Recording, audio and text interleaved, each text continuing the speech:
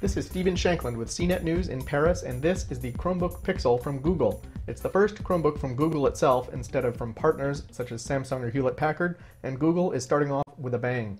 That's because the Chromebook Pixel has a terrific 12.85-inch display.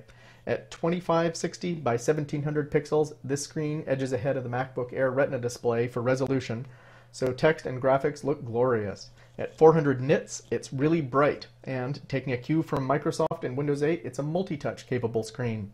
That means you can stab with your finger at text boxes when filling out forms, swipe when scrolling, and pinch to zoom on sites like Google Maps that support it. The touchscreen isn't as responsive as I'd like, but it's still natural to use. Chrome OS is good for web apps like Google Docs, Facebook, and Gmail, which means it works best with a network connection, with today's web technology at least.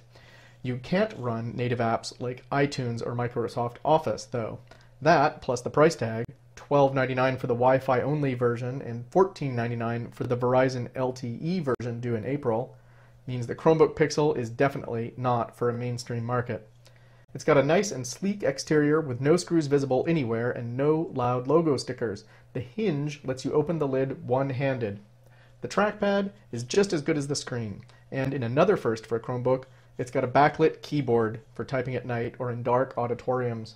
Google clearly paid a lot of attention to the details here. Inside the Chromebook Pixel is a dual-core 1.8 GHz Intel Core i5 processor, integrated graphics, and 4 gigs of memory. The Wi-Fi model of the Chromebook Pixel gets a 32 gig SSD, and the LTE model gets a 64 gig SSD. But both models come with 1 terabyte of cloud storage with Google Drive for 3 years. On the outside, the Chromebook Pixel has 2 USB 2.0 ports, a mini display port for external monitors, an SD card slot, and a combination headphone microphone jack. Google promises 5 hours of battery life with typical usage. And that's a quick hands-on with the Google Chromebook Pixel. I'm Stephen Shankland for CNET in Paris.